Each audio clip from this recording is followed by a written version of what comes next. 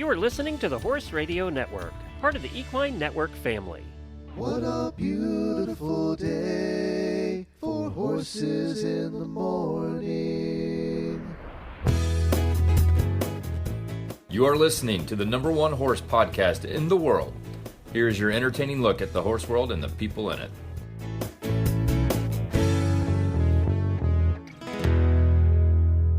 AI Glenn here. You are listening to Horses in the Morning for Friday, December 12th. Thank God it's Friday. I have worked hard this week, filling in for Real Glenn and Real Jamie. Don't worry, they will be back on Monday. This is the last day of Disney week, and we are keeping it short today. Real Glenn has been working me hard all week, and I need a break. My circuits are overheating. We have a revisit of Disney Animation Studios animator Daniel Peixe. He tells us how Tangled equine star Maximus came to life. I have one last joke for you. I am sure the best one yet. Why did the pony get sent to his room? Because he wouldn't stop horsing around. Do you get it? Do you? Have a great weekend riding, everyone, and enjoy this interview right after we hear from our sponsors. Without them, I would just be a nameless voice in the computer. Wait, I am just a nameless voice. We need to fix that. Frequently asked questions brought to you by Kentucky Performance Products. My older gelding is having trouble holding his weight, and I'm afraid to feed him any more senior feed. He gets all the hay he wants. What do you recommend? Many older horses are eventually unable to maintain acceptable body condition on a typical diet of hay and grain alone. When you want to add calories without the risk of digestive upset, we recommend Equijewel Rice Bran. It is an excellent source of easy-to-digest calories for older horses. The fat in Equijewel is a concentrated energy source. It will increase calorie consumption and improve body condition without risking grain overload. Start your older horse on a 1/4 pound per day and work up to 1 or 2 pounds per day over a few weeks. Remember, small meals fed 3 to 4 times per day will help your older horse better utilize the feed. You can learn more about Equijewel at kppusa.com. Got questions about your feeding program? We can help. Email Karen at questions@kppusa.com or call us at 859-873-2974. This is the magic of radio. Yeah, that's right. When you're calling somebody live. That's correct. This is the magic of radio combined with the magic of Disney. They're canceling each other out. No, see, if it was the magic of Disney, we'd hear It would Daniel work. right now. That's right. The magic of Disney, Daniel would be sitting right next to me. That's on Maximus, actually. Oh, Yeah. yeah. That's Daniel, right. I'm going to try you back. We don't seem to be able to hear you. So we'll give him a call to try back here. But yeah, he also worked in one of my favorite, not just Disney movies, our favorite movies is Wreck-It Ralph. If you guys haven't seen Wreck-It Ralph, Daniel, oh my are you there? gosh. Hello. There you are. We got you now. Everything works now. We're glad to have you on. We're so excited to talk to you. We're all huge Disney fans, and we did our show from Disney World at Tri-Circle D Ranch. By the way, we want to thank Robin Walker for help getting this set up. She's been terrific, and a bunch of our listeners have been over there for trail rides since we were there. So thank you so much for joining us today.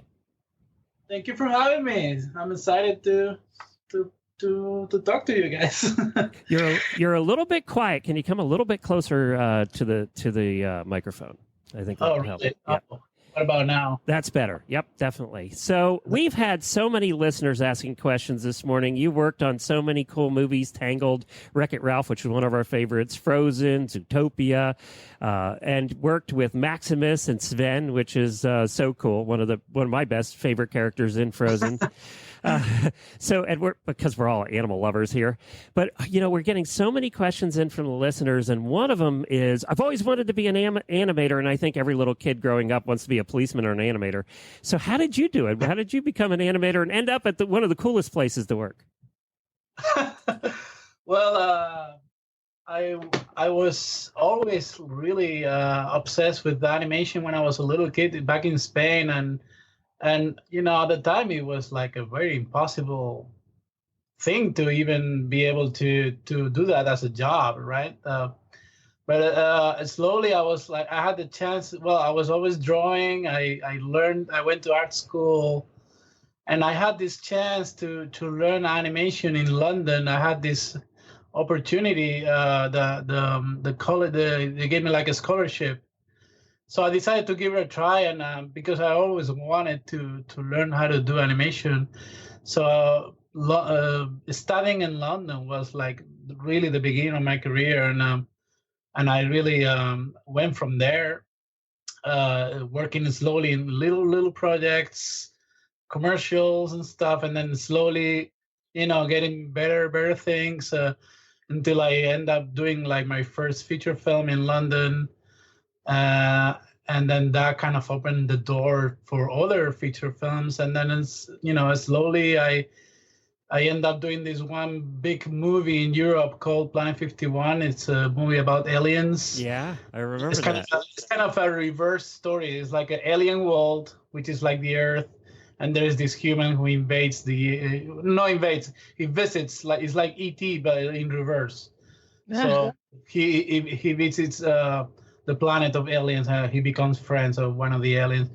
Anyway, that movie kind of was a huge hit in Europe, and it was internationally released, also in the United States, and that kind of opened the door for me to try to show my portfolio to the big studios like Disney, and I was lucky enough that they look at my work and they like it, and they decided to hire me for my first movie was for Tangled in 2009. Well, now before we get to Tangled, I just have a quick question for you. Do they still require you to be able to draw in addition to doing CG? It's not a requirement anymore. Actually, if you know how to draw, it's a plus, but it's not totally a requirement because we're doing everything on the computer. It's more similar to puppetry what we do. Like we actually manipulate these puppets on the computer, and it's you have to have a sense of acting, you have to have a sense of animation, but there's no really a requirement of knowing how to draw. So, but it's definitely a plus. And if you have a background in drawing or traditional animation, it's totally a plus. Well, then you started out with Tangled, and of course, one of our favorite horses in all the Disney movies is Maximus. Was there a horse that you used in studio? Did you bring a horse into the studio to study it? How did that all happen? Well, we didn't bring a horse at the studio, but I don't know if you know, but the Disney animation building is right on the equestrian neighborhood in Burbank. Oh, okay. So we had plenty of reference like live horses right next to us in the building. So I would normally see them live very, very often close to the building. So it was a good reference for us.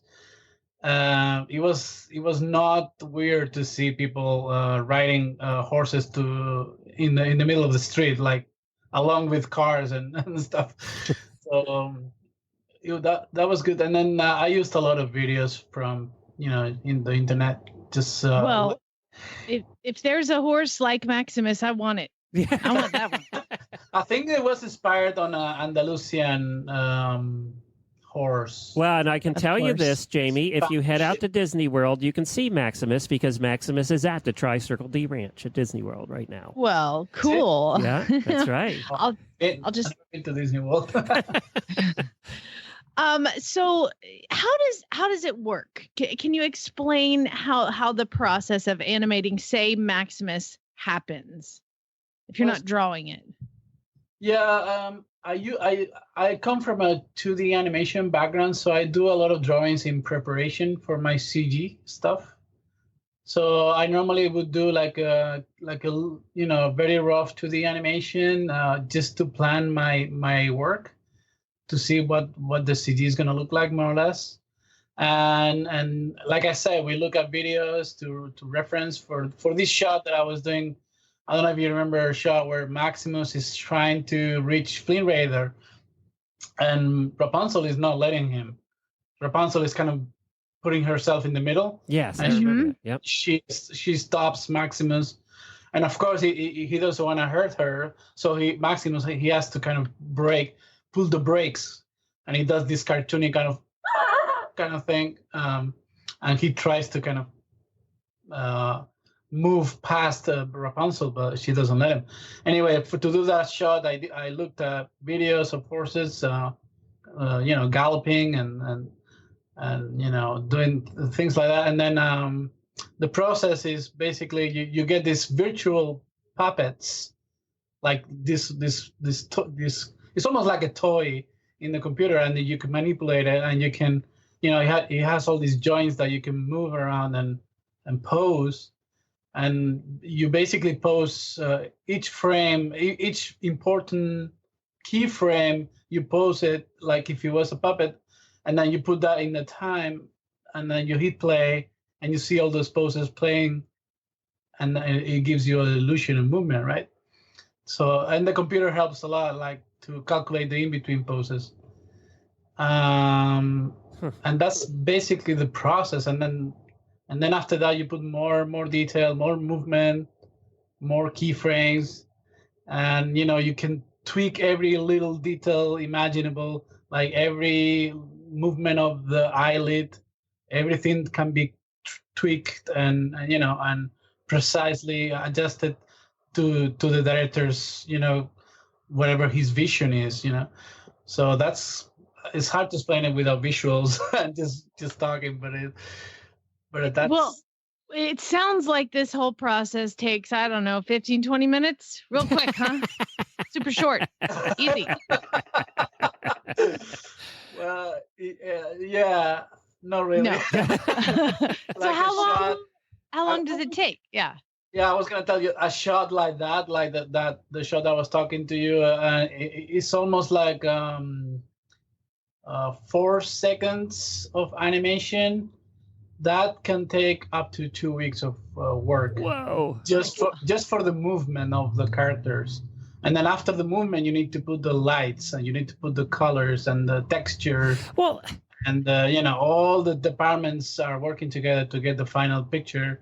But my job is only the movement and the performance. But are you doing this is what I'm confused about, because at the end of the movies, you see all the credits and there's 5,000 animators, right? So are you just doing that one scene? And then one of the listeners asked this too. If you're just doing that one scene that involves Maximus, and then Maximus is in the whole movie pretty much, are there other animators doing all those other scenes? And then how do you maintain the fluidity and the consistency of let's just take Maximus in this case throughout the whole movie if you're not doing him through the whole thing? Yeah, every animator does average of a minute or 2 minutes of animation in one movie, more or less. Wow. So we're not doing only one scene. We do several scenes involving different characters. And yeah, we have to really work as a team and really have like a single-minded kind of, philosophy. You cannot be individual in this. You have to really, if you do a scene with Maximus, you have to look at other people who has done a scene with the same character, and kind of talk to them and make sure we're all on the same page on how to make him move. How does he walk? How does he run? How does he do a reaction to something? All these things, we have to be on the same page, and we have tools to do that too. We have libraries in place, so we can pull from those libraries, and reuse some of the animation that somebody has done, or like a pose or facial expressions. We can reuse from somebody else's shot and put it into our shot, and work from there. And also the directors and the supervisors are in charge of making sure that we are doing the same character, that we are not doing different versions of one character. So yeah, it's all about teamwork, and That's amazing. Everything is very planned.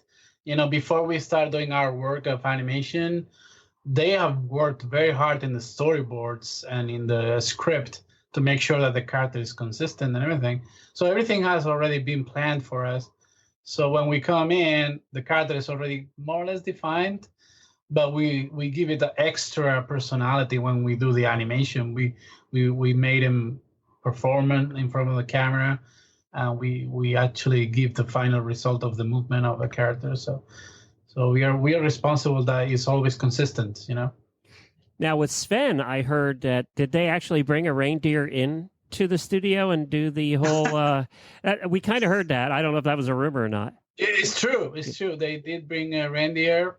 I think it was a very old reindeer because he didn't have one of his antlers, so it was only one antler. He looked very sad without, you know, looked broken. Yeah, it was kind of broken, and he didn't move much. He was just sitting there. He seemed kind of tired, and it was. That's not Not how at Sven all. came out, Yeah, so- that Sven didn't look like that at all. No, it wasn't like Sven at all. But anyway, it's cool to have like a real animal in there to get inspired and, you know, to get some reference. But Now- yeah, Sven is pretty active. And Do you guys Well, do you know, the thing where you hook all the monitors up to people to get the movements and the stuff? Are you guys doing that too for your movies? no, you're talking about motion capture? Yes. No, we don't do that. We try to keep our movies very stylized, and we don't want to make realistic movements. We want to make sure that the characters are believable, first of all, and are as entertaining as possible. You know, we want to differentiate ourselves from other movies, like the visual effects movies, the live action, all that stuff, that they're using all these very realistic movements, you know, especially for human beings. We try to keep the human characters very stylized and not ultra realistic, you know. There's always even when you look at, you know, some character like, I don't know, like Rapunzel, like she's very human, but at the same time she has cartoony proportions, you know, and she has these big eyes, and, you know, she's like your typical Disney characters. So you don't want to make her completely realistic in her movements. You want to have a little bit more stylized, you know. Yeah, it's probably is the kind of the house style that we have. Yeah, I mean, it's such a. You see a drawing and you know it's a Disney character, because I wish my eyes were that big and my waist was that small, but it just doesn't happen in It's the a real world. cartoon. Yeah. Yeah, it's a cartoon.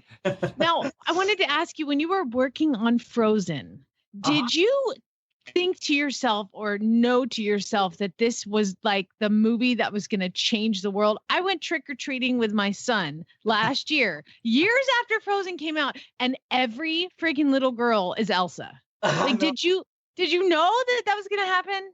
we didn't have any idea this would be that big. I mean, we were thinking, oh, this is going to be another Tangled. You know, oh, this is Tangled on Ice. You know, when you work so many hours into one movie, you start to be like very critical of your work, and you think, oh, maybe it will be successful, but we never imagined it would be that successful. You know. Oh my gosh! I mean, it changed the world for kids, for sure. Oh my God! And- Yeah, it was a big, for me at least. It was like a big. I mean, I knew it was gonna be successful and people were gonna love it, but not at this level, you know. Right, absolutely. So so you're doing, say you're involved with Sven, and at that time Hans is saying something. So I've seen these movies way too many times, and so he's saying something. Is the voice in before the animation, or does the voice come after? All the voice actors are doing their work before we do the animation. Okay. Normally, these movies are edited right way before anything else is produced. You know, the editing comes first, it's completely the opposite of live action movies where you film a bunch of stuff, you know, you go in the location, you get as much footage as possible, like different angles, you know, different coverage, and then in the editing room the movie gets made, right? That's the live action system. In animation, because it's so expensive to produce each second of animation, it's very expensive, so they try to minimize the amount of animation you produce, and nothing has to go to waste, you know.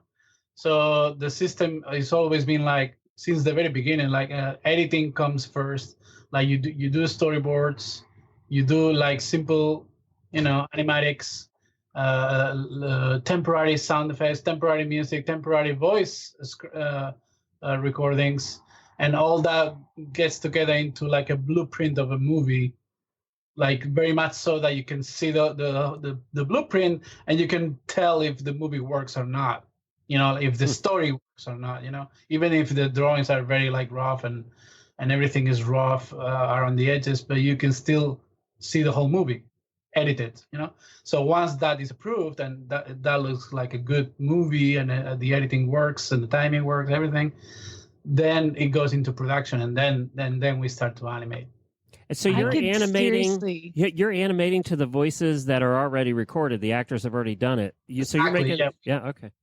Yeah, part of our work is make sure that the characters are moving the lips exactly like the voice, so it feels like it's the character talking and not the voice recorded separately. It doesn't have to look separate. It has to look seamless, you know. Wow. So you had to listen to Mandy Moore say lines a billion times. Do you hear her voice and just get chills? I mean, Mandy, shut up. Yes, we get the same audio clip forever, for weeks, you know, 2 or 3 weeks listening to the same 3 seconds of audio. Okay, I gotta know though. When you go to the movies then and finally see the movie and you're with your wife, I don't know if you have kids or not, but you're with your friends or your wife or whatever, are you sitting there going, "That's my scene. That's my scene"? Yes. I normally squeeze my wife's hand. I grab her, you know, I grab her hand and I squeeze a little bit. And that's the indication that that's my shot. I did that. And at the end of the movie, do you watch for your name to go by and take a picture? Yeah, well, I don't do that anymore, but everybody, my family, everybody does it. And they show it to me on Facebook. Look, I saw your name. So your mama probably was like, my crazy ass son just drawing all the time. Like, never thought it would amount to anything. Here you are working at freaking Disney with your name in the credits. That's amazing. Oh, I know. She's so proud. It's crazy. Every movie, like, and she loves Facebook anyway, and she makes a lot of advertising for me. I don't have to say anything about the movie. She does all the advertisements. Go see my son's movie. So what happens from here? Once an animator, always an animator, or do you actually? Is there somewhere to progress to that you would like to be? Well, once you're here, you can try to become a supervisor, which is, you know, like a step above, where you're not animating as much, but you're supervising and you're kind of managing a group of people. That could be interesting thing, but the fact that you don't animate that much is kind of not appealing to me. I really like doing my work, so if I can, you know, keep animating, I'll be happy doing that. All right, so I just looked you up on Facebook, and yeah, this is no computer nerd, ladies. He's actually hot. That's really not fair. There's a lot of hot animators. I mean, it's we're not computer nerds. So. You don't have to follow that up. I'm just letting everybody know. I mean, there's a bit of everything. Yeah. All right, but you're like, well, there are some nerds. Okay, sorry. Listen, Daniel, this has been amazing. I could talk to you for hours about this. This is so exciting. Congratulations on all the success of all of these movies. I mean, my gosh, your name is associated with the biggest movies on the planet for forever. So congratulations, and congratulations to your mama, who's so proud of her boy. And Yeah. you don't even need to do promotion. Just put your mama on stage with Conan O'Brien. Oh, She'll yeah. talk to him. Oh, yeah. We will sell you the movie. She will take you to go and watch it a million times. Aw, That is so proud cute. mama. Very good. Well, give your mom a shout out. What's her name? Daniel Martin Peixe. And what's No, your mama's your name. mama's name? What's my mom? Ilda. Ilda. Well, Ilda, you did a good job. You did a good A lot job. like Elsa. Maybe she was the princess. There you go. Oh. Elsa. I don't think she can hear you guys from Spain, but Oh, she I'll- can. We'll send you a link. She can listen to this. oh yes, you guys. Yeah, we're all record this. internet, so we have a lot of Awesome. listeners in Spain and Europe, actually. Awesome. Yeah, so we'll say hello to her. And thank you so much for joining us. We really appreciate it.